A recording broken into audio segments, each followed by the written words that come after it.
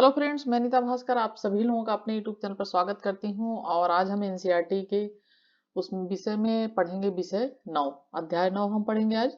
और हमने अब तक 8 चैप्टर कंप्लीट कर लिए हैं इसमें, और वेरी इंपॉर्टेंट है सभी एग्जाम के लिए। और मैं कई बार ये चीज़ बताती रहती हूँ। और वीडियो पसंद आए तो लाइक शेयर कमेंट अवश्य करिएगा। आगे जो भी आप तैयारी करना चाह रहे हैं किसी भी एग्जाम के लिए, आपके लिए एनसीईआरटी बहुत ही महत्वपूर्ण है। ठीक है, तो चलिए शुरू करते हैं। और वीडियो पसंद आए तो लाइक शेयर कमेंट अवश्य करिएगा, और वीडियो पूरी अवश्य देखें। बहुत सारी चीजें इसमें जानकारी आपको मिलेगी। तो आज हम पढ़ेंगे, और नया चैप्टर है ये, शासक और इतिवृत्ति, मुगल दरबार और 16वीं शताब्दी और 16वीं और 17वीं शताब्दियां के बारे में पढ़ेंगे। तो बहुत सारी चीजों के बारे में हम इसमें जानकारी जो है लेंगे। ठीक है, मुगल शासक और उनका साम्राज्य कैसा था, ये सब चीजें हम इसमें पढ़ते चलेंगे। ठीक है, और तुर्की से फारस की ओर यहाँ तक हम काफ़ी चीज़ में इसमें पढ़ेंगे। तो चलिए शुरू करते हैं।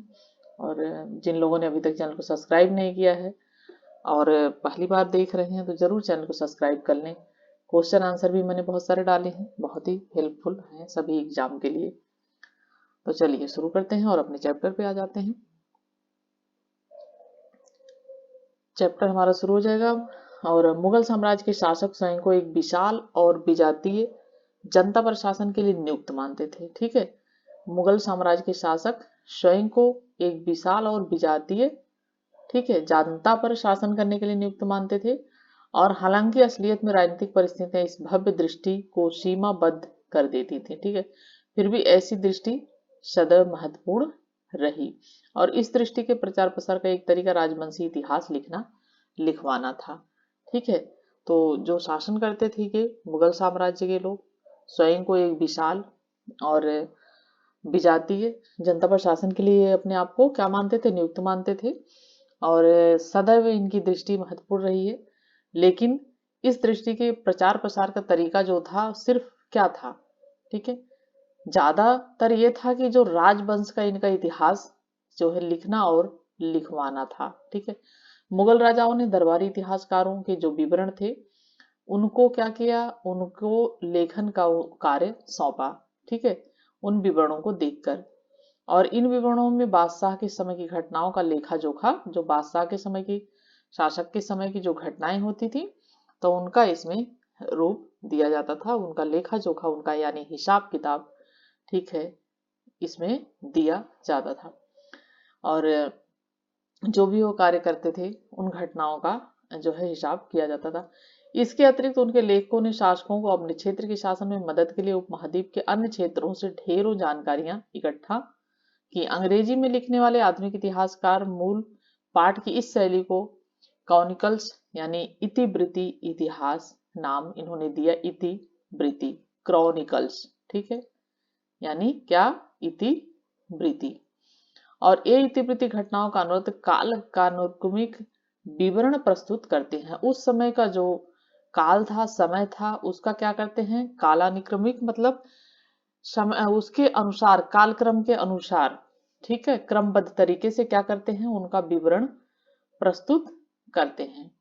और मुगलों का इतिहास लिखने के इच्छुक किसी भी विद्वान के लिए ये इतिवृत्ति अपरिहार्य स्रोत है। ठीक है, और एक और तो ये इतिवृत्ति मुगल साम्राज्य की राज्य की संस्थाओं के बारे में तथ्यात्मक यानी तथ्यों सहित सूचना का क्या माने जाते थे, खजाना माने जाते थे, जिन्हें दरबार में क्या करते थे, घनिष्ठ रूप से जुड़े व्यक्तियों द्वारा काफी मेहनत से एकत्रित वर्गीकृत किया जाता था। जो उनके घनिष्ठ व्यक्ति होते थे वो काफी मेहनत के द्वारा, ठीक है, काफी मेहनत के द्वारा इन सब चीजों को क्या किया करते थे, इकट्ठा करते थे, और उनका क्या करते थे, उनका वर्गीकरण किया जाता था। ठीक है, और बाबर को राजवंशी मुकुट सौंपता तैमूर गोवर्धन द्वारा, ये लगभग 1630 में चित्रित है। ठीक है, ये बाबर को जो है ये राजवंशी मुकुट तैमूर सौंप रहा है। ठीक है, और उसके बाद हम चलते हैं। दूसरी ओर इन मूल पाठों का उद्देश्य उन आशयों को संप्रेषित करना था। तो इनका क्या उद्देश्य था, जो उसके मूल पाठ थे उनको क्या करना था, उनको संप्रेषित करना था, जिन्हें मुगल शासक अपने क्षेत्र में लागू करना चाहते थे। और अतः यह इतिवृत्ति हमें यही इस बात की झलक देते हैं कैसे शाही विचारधाराएं रची और प्रचारित की जाती थी, यानी कैसे उनकी रचना की जाती थी और फिर उनका प्रचार और प्रसार, ठीक है, प्रचार और प्रसार कैसे किया जाता था, ठीक है। इसलिए इसका जो है इस तरीके से ये इस इतिवृत्ति की एक झलक दी जाती थी। यह अध्याय मुगल साम्राज्य के इस समृद्ध और लुभावने आयाम की कार्यप्रणाली पर प्रकाश डालेगा। तो इस अध्याय में हम मुगल साम्राज्य को समृद्ध शासन था, लुभावना एक तरीके से एक शासन था, उसकी हम जो क्रियाकलाप थी, जो कार्य प्रणाली थी, उसके ऊपर हम क्या करेंगे, इस चैप्टर में प्रकाश डालेंगे, ठीक है। ये चैप्टर उसी बात पे प्रकाश डालेगा। तो चलिए पढ़ते हैं हम। मुगल शासक और उनका साम्राज्य, ठीक है, यहां से ये पढ़ते हैं। मुगल नाम किससे उत्पन्न हुआ? मंगोल से उत्पन्न हुआ, ठीक है। इसकी उत्पत्ति कहां से हुई है? मंगोल से हुई है। यद्यपि आज यह नाम एक साम्राज्य की भव्यता का एहसास कराता है, लेकिन राजवंश के शासकों ने स्वयं के लिए यह नाम नहीं चुना था। उन्होंने अपने को तैमूरी कहा, ठीक है। क्या कहा था अपने? तैमूर वंशज, ठीक है, क्योंकि पितृपक्ष से वे तुर्की शासक तैमूर के वंशज थे, ठीक है।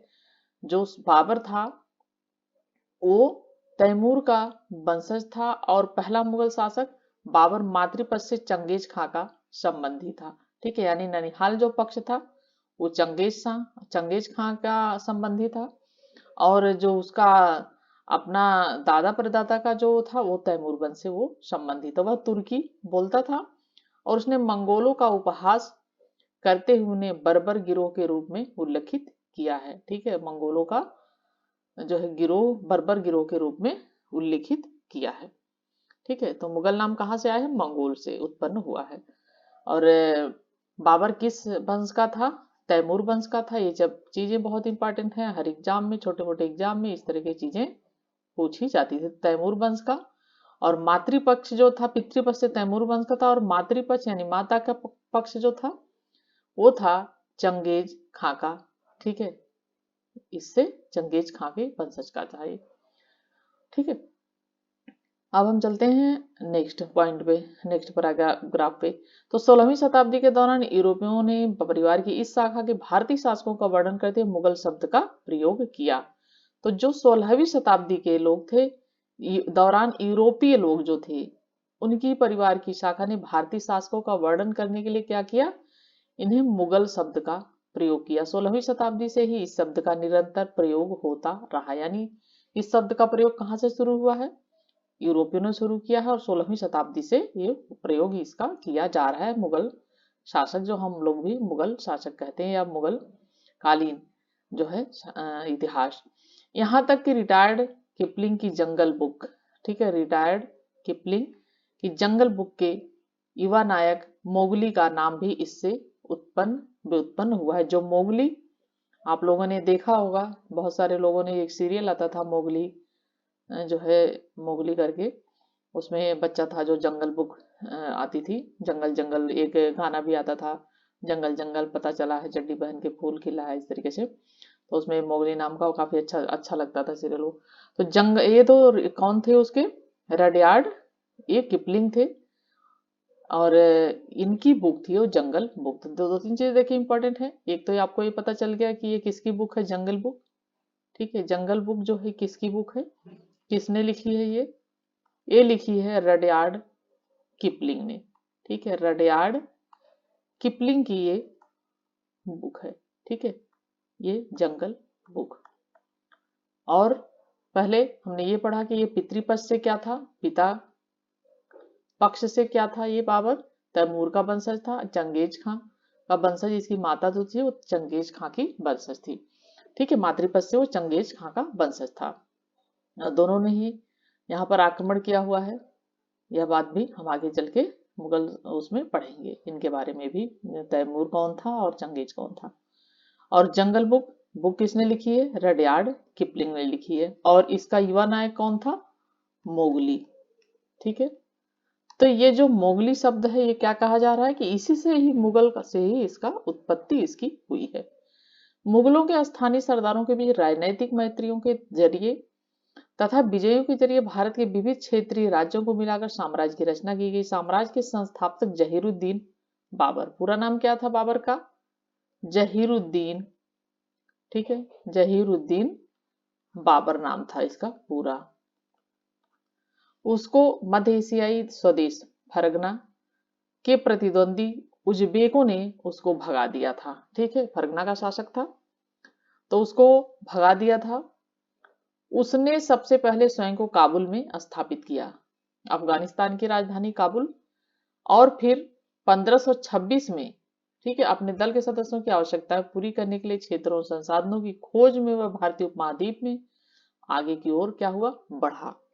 और 1526 में फिर बाबर और इब्राहिम लोदी के बीच पहला युद्ध हुआ था, पानीपत का प्रथम युद्ध जिसे हम कहते हैं। ठीक है, तो पहले हम ये भी थोड़ा सा बात बता देती हूँ मैं, पानीपत का प्रथम युद्ध।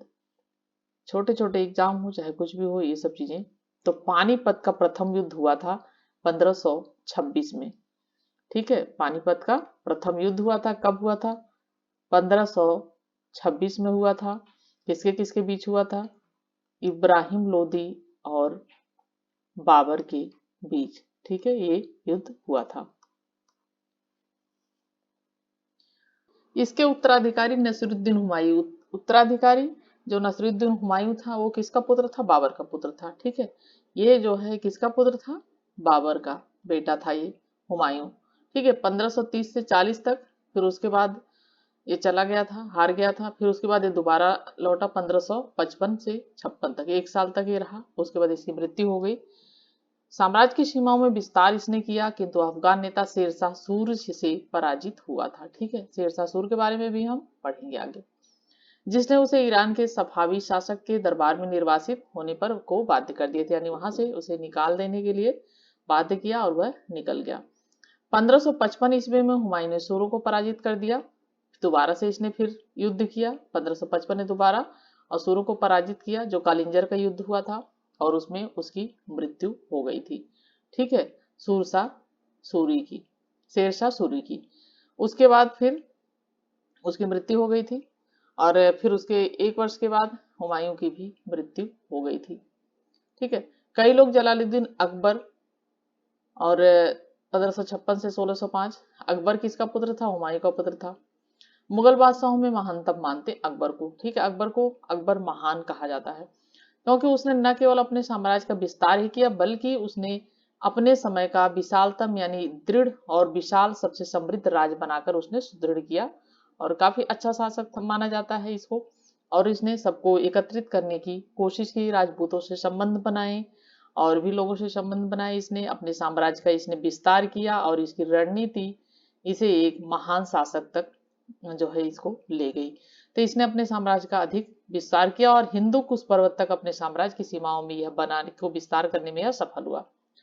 उसने ईरान के जो सफावी थे उनके, जो तुरान, मध्य एशिया, उसके बाद उज्बेक जो थे विस्तारवादी योजनाओं पर इसने, उज्बेकों का विद्रोह होता था जो, और आतंक करते थे, उनकी जो है विस्तारवादी जो योजनाएं थे उस पर इसने क्या किया, उस पर लगाम लगाम लगा के इसने रखी और नियंत्रित किया उसे।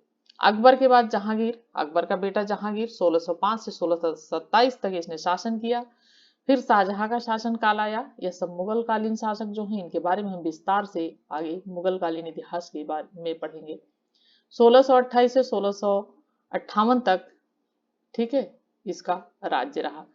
उसके बाद औरंगजेब आया 1658 से 1707 तक। 1707 में औरंगजेब की मृत्यु हो गई। फिर इसका पुत्र बहादुर शाह प्रथम जो था वो शासक हुआ। ठीक है, इसका बड़ा पुत्र। आगे हम सब ये चीजें पढ़ेंगे। ठीक है, लेकिन इसके बाद क्या हुआ कि औरंगजेब तभी शासन काफी, इसका स्तर जो है धीरे धीरे इसके इनका पतन होने लगा था औरंगजेब के बाद ही। तो इनकी जो गति थी वो आगे बढ़ने की, वो रफ्तार इनकी ये धीमी हो गई, और धीरे धीरे इनका क्या हो गया, मुगल साम्राज्य का पतन होने लगा। ठीक है, अब हम आगे चलते हैं। 16वीं और 17वीं शताब्दी के दौरान शाही संस्थाओं के ढांचों का निर्माण हुआ। अंतर्गत प्रशासन और कराधान के प्रभावशाली तरीके शामिल थे। मुगल शक्ति सुस्पष्ट केंद्र दरबार था। यहाँ राजनीतिक संबंध गढ़े जाते थे, यानी संबंध जो बनाए जाते थे वो राजनीतिक तरीके से, राजनीति को आगे करने के लिए संबंध गढ़े जाते थे, बनाए जाते। श्रेणियां और श्रेणी थी, हैसियत थी, उनको परिभाषित की जाती थी। उसके बाद मुगलों द्वारा शुरू की गई राजनीतिक व्यवस्था, सैन्य शक्ति और उपमहाद्वीप में जो भिन्न भिन्न परंपराएं थी उनको समायोजित करने की जो नीति थी उसके संयोजन पर यह आधारित थी। ठीक है। 1707 के बाद यानी औरंगजेब की मृत्यु हुई थी 1707 में। कब हुई थी? 1707 में हुई थी औरंगजेब की मृत्यु। ठीक है, इसकी मृत्यु हुई थी औरंगजेब की। उसके बाद औरंगजेब की मृत्यु उपरांत राजवंश की शक्ति क्या हुआ? नष्ट हो गई। दिल्ली, आगरा अथवा लाहौर जैसे भिन्न राजधानी नगरों में एकत्रित एक विशाल साम्राज्य तंत्र की जगह क्षेत्रीय शक्तियों ने अधिक स्वायत्तता अर्जित कर ली, क्योंकि इनका जब धीरे धीरे पतन होने लगा, इनकी गति धीमी हो गई, तो शासन जो और लोग थे, जो क्षेत्रीय साम्राज्य था, वो धीरे धीरे साम्राज्य तंत्र की जगह क्या हुआ कि इनके अधिक जो क्षेत्रीय शक्तियां थी वो वो स्वायत्त हो गए, स्वतंत्र हो गए, और उनकी स्वतंत्रता की वजह से क्या हुआ, ये चीजें वहीं पे इन्होंने अर्जित कर ली। धीरे धीरे इनका साम्राज्य क्या हुआ, इनका साम्राज्य धीरे धीरे कमजोर होने लगा। ठीक है।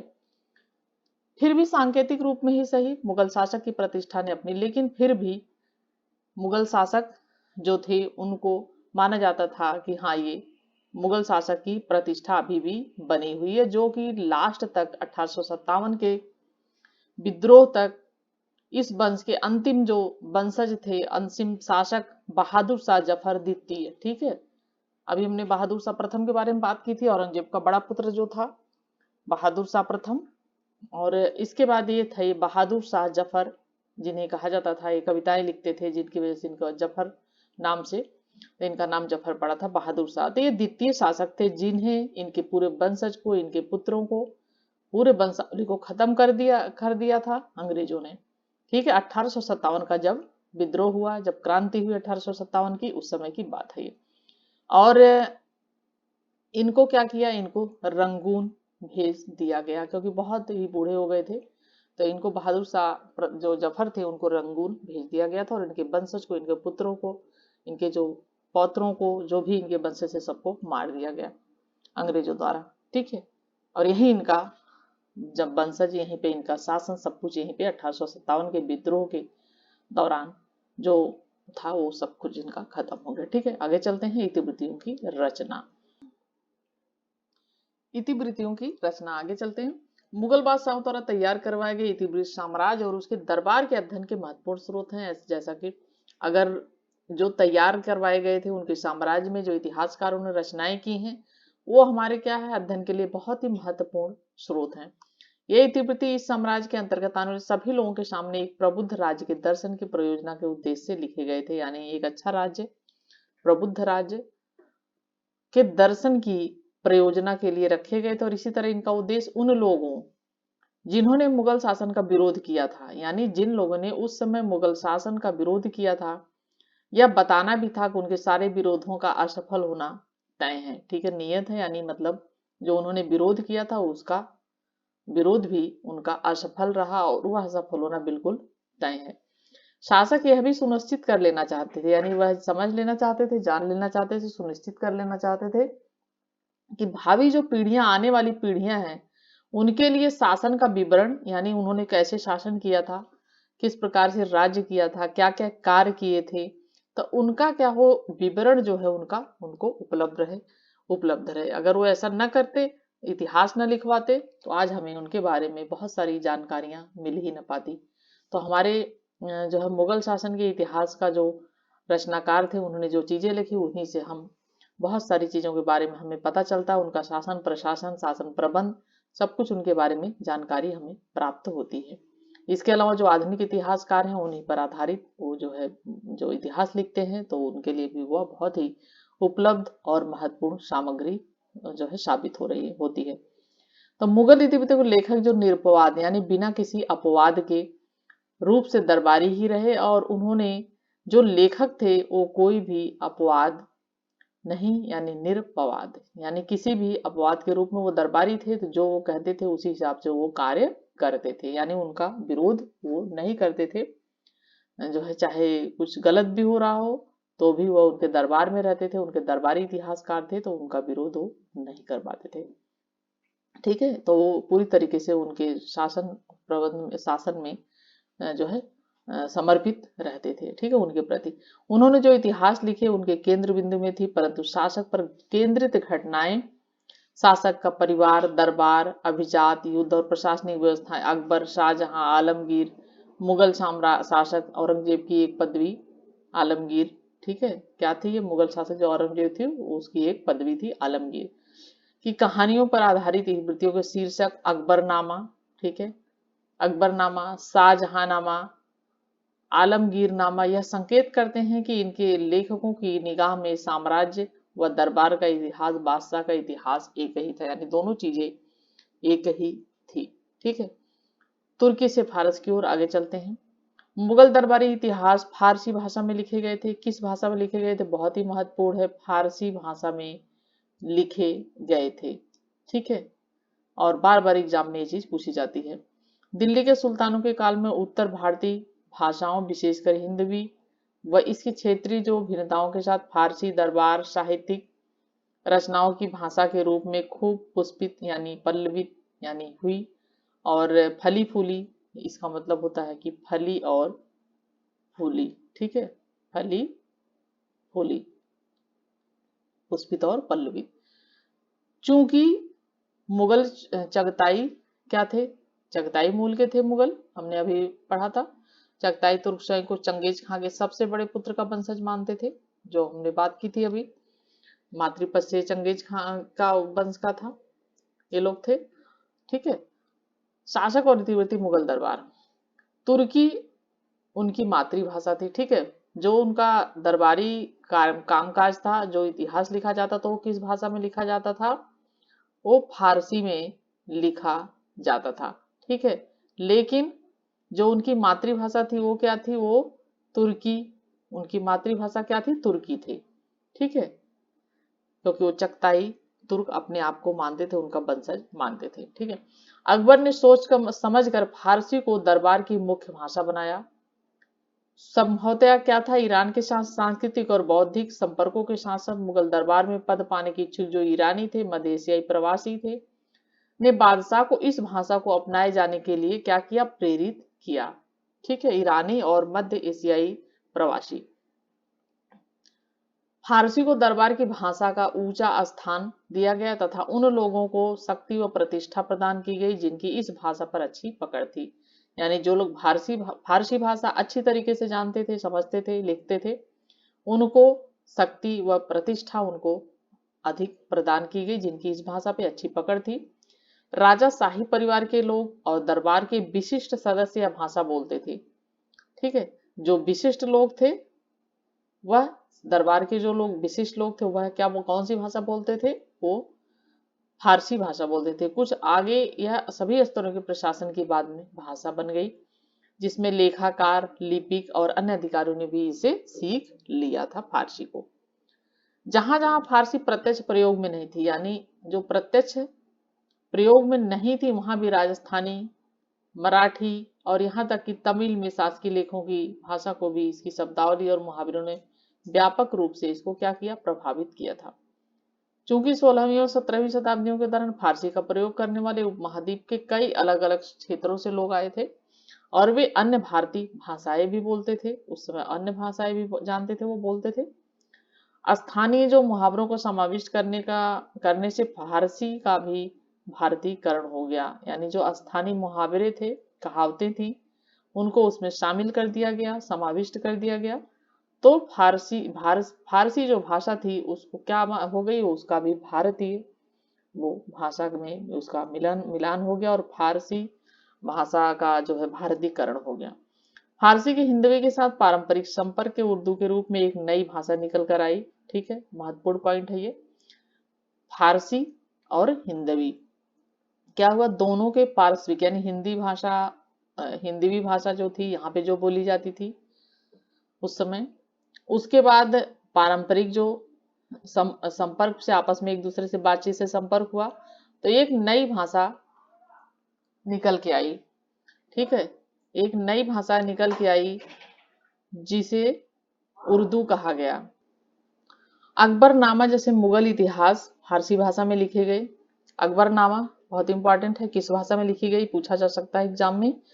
इसकी रचना किसने की थी? अबुल फजल ने, अकबरनामा और आईन अकबरी। और ये किस भाषा में है? फारसी भाषा में लिखी गई है ये, ठीक है, ये इंपॉर्टेंट पॉइंट है।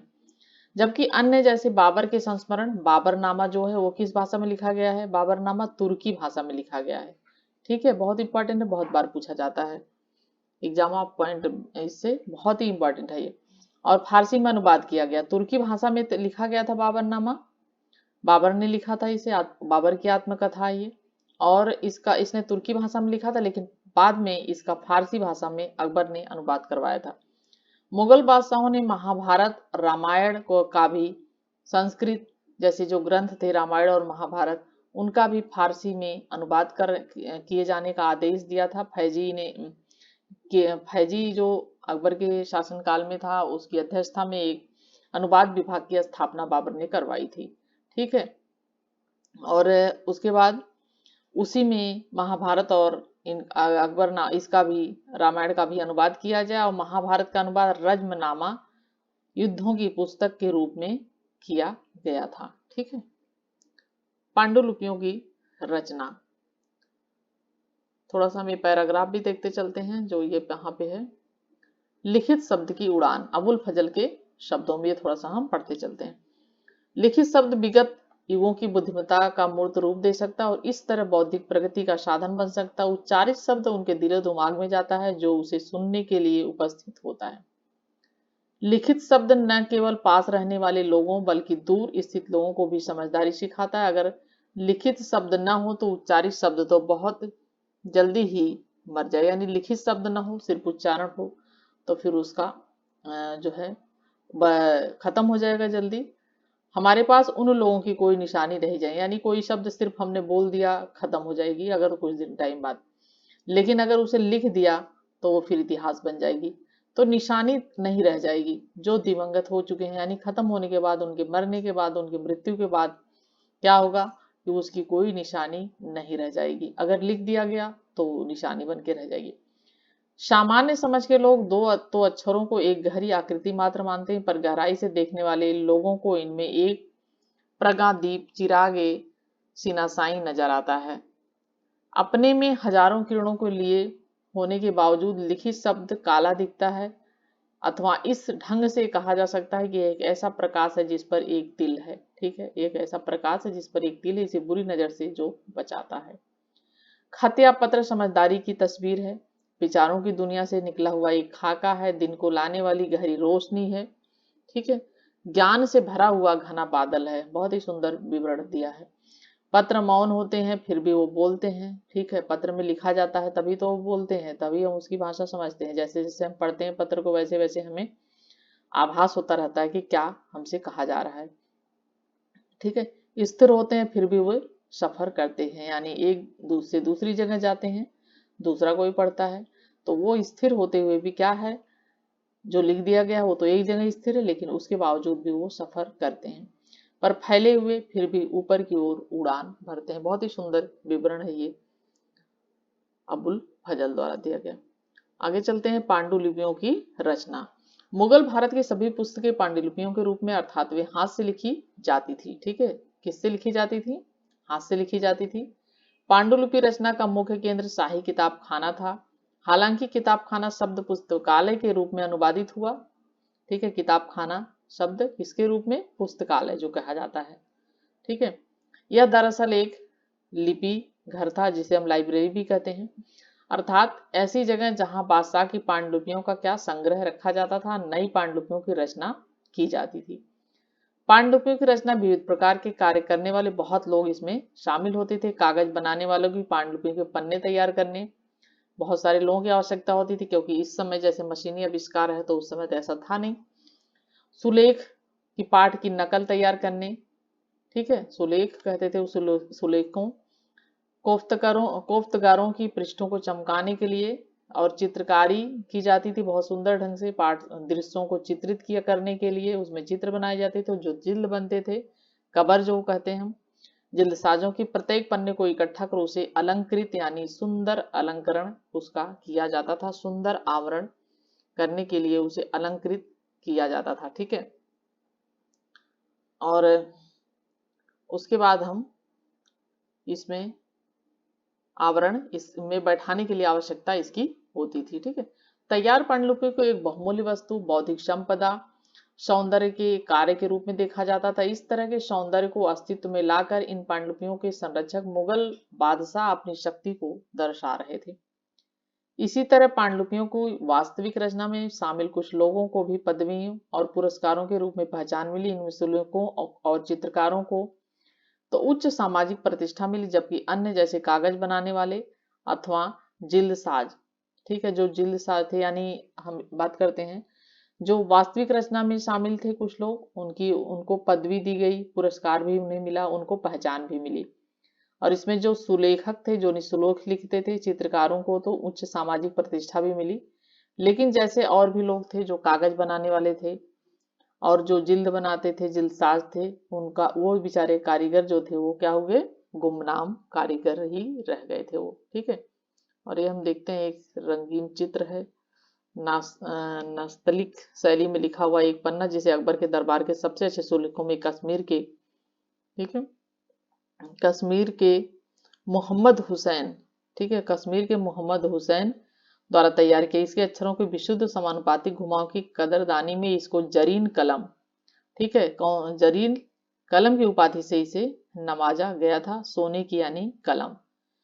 और सुलेख के पृष्ठ के निचले भाग और अपने हस्ताक्षर इसने किए हैं, ये जो है, और इस भाग का लगभग 1/4 हिस्सा इसी में प्रयुक्त हुआ। ठीक है, तो देखिए कितना सुंदर बनाया है ये। अब चलते हैं थोड़ा सा यहाँ नेक्स्ट पॉइंट पे। सुलेखन अर्थात हाथ से लिखने की कला अत्यंत महत्वपूर्ण कौशल मानी जाती थी और इसका प्रयोग भिन्न भिन्न शैलियों में होता था। नस्तलिक अकबर की पसंदीदा शैली थी। कौन सी शैली? नस्तलिक। यह एक ऐसी तरल शैली थी जिसे लंबे और सपाट प्रवाही ढंग से लिखा जाता था। ठीक है, ये एक शैली थी और जो कैसे लिखी जाती थी, सपाट और प्रवाही तरीके से। इसे 5 से 10 मिलीलीटर की नोक वाले छटे हुए सरकंडे, जिसे कलम कहा जाता था, कलम से लिखा जाता था पहले, तो उससे टुकड़े से स्याही में डुबोकर इसे लिखा जाता था, नस्तलिक। ठीक है, स्याही में डुबो के उसे फिर लिखा जाता। सामान्यतया कलम की नोक में बीच में छोटा सा चीरा लगा दिया जाता ताकि वह स्याही आसानी से क्या करे, सोख सके, जिससे थोड़ा सा लिखा जाए। ठीक है, रंगीन चित्र। जैसा कि हमने पिछले अनुभाग में पढ़ा था कि मुगल पांडुलिपियों की रचना में चित्रकार भी शामिल थे। एक मुगल बादशाह के शासन की घटनाओं का विवरण देने वाले इतिहासों में लिखित पाठ के साथ ही उन घटनाओं को चित्रों के माध्यम से दृश्य रूप में अंकवाड़ित भी किया जाता था। जब किसी पुस्तक में घटनाओं अथवा विषयों को दृश्य रूप में व्यक्त किया जाना था तो सुलेखक जो होते थे उसके आसपास के पृष्ठों को खाली छोड़ देते थे। चित्रकार शब्दों में वर्णित विषय को अलग से चित्र रूप में उतार कर वहां संलग्न कर देते थे, तो उसे वो खाली छोड़ देते। फिर जो चित्रकार थे उनका कार्य होता था कि वहां चित्र बना के क्या करते थे, उसमें जोड़ देते थे। ठीक है, संलग्न कर देते थे। लघु चित्र होते थे जिन्हें पांडुलिपि के पृष्ठों पर आसानी से लगाया और देखा जाता था, यानी छोटे छोटे चित्र होते थे जिसे लगा के उसे देखा जा सके। चित्रों को न केवल किसी पुस्तक के सौंदर्य को बढ़ावा देने वाले बल्कि उन्हें लिखित माध्यम से राजा की शक्ति के विषय में जो बात कही न जा सकी हो, ऐसे विचारों के संप्रेषण का भी एक सशक्त माध्यम मानते थे। यानी जैसे कि उसे इस वजह से उसे चित्रों को लगाया जाता था कि कुछ चीजें ऐसी हैं नहीं कही गई, तो कम से कम उसे चित्रों को देख के थोड़ा सा आइडिया लगता था कि हाँ ये किस तरीके से ये चीजें हो रही हैं। तो ऐसे विचारों को जो संप्रेषण यानी बोला न जा सके, कहा न जा सके, उसका क्या माना जाता था, एक माध्यम माना जाता था, एक सशक्त माध्यम माना जाता था। इतिहासकार अबुल फजल ने चित्रकारी का एक जादुई कला के रूप में वर्णन किया है और उसकी राय में यह कला किसी निर्जीव वस्तु को भी इस रूप में प्रस्तुत कर सकती है कि उसमें जीवन हो, क्योंकि चित्रों से क्या है कि सजीवता आती है। अगर बुक्स आप पढ़ रहे हैं कोई भी, अगर उसमें चित्र बने हुए हैं तो हमारा ध्यान फिर बहुत अच्छे तरीके से चित्र पे जाता है और हम उसे देखते हैं, समझने की कोशिश करते हैं और उसमें रुचि भी बहुत अच्छी उत्पन्न होती है। तो चित्र होना, उसने कहा कि निर्जीव जो वस्तु है जिसमें जीव न हो, उस वस्तु में क्या है, उसमें जीवन का आभास करवाती है ये चित्रकारी। ठीक है, आगे चलते हम। शासक और इतिवृत्ति मुगल दरबारी हमारा चल रहा है चैप्टर। तो बादशाह, उसके दरबार और उसमें हिस्सा लेने वाले लोगों का चित्रण करने वाले चित्रों की रचना को लेकर शासकों और मुसलमान रूढ़िवादी वर्ग के प्रतिनिधियों अर्थात उल्मा के बीच निरंतर तनाव बना रहा। उल्मा ने कुरान के साथ साथ हदीस, ठीक है, हदीस जिसमें पैगंबर मोहम्मद के जीवन से संबंधित एक प्रसंग वर्णित है, हदीस में प्रतिष्ठापित मानव रूपों को चित्रण पर इलामी प्रतिबंध का आह्वान किया। और इस प्रसंग में पैगंबर साहब को प्राकृतिक तरीके से जीवित रूपों को चित्रण की मनाही करते हुए उल्लेखित किया गया, क्योंकि ऐसा करने से यह लगता है कि कलाकार रचना की शक्ति को अपने हाथ में लेने की कोशिश कर रहा है और यह एक ऐसा कार्य था जो ईश्वर का ही था, यानी ईश्वर का ही कार्य माना जाता था। ठीक है, आप ये देख सकते हैं कितनी सुंदर तस्वीर है।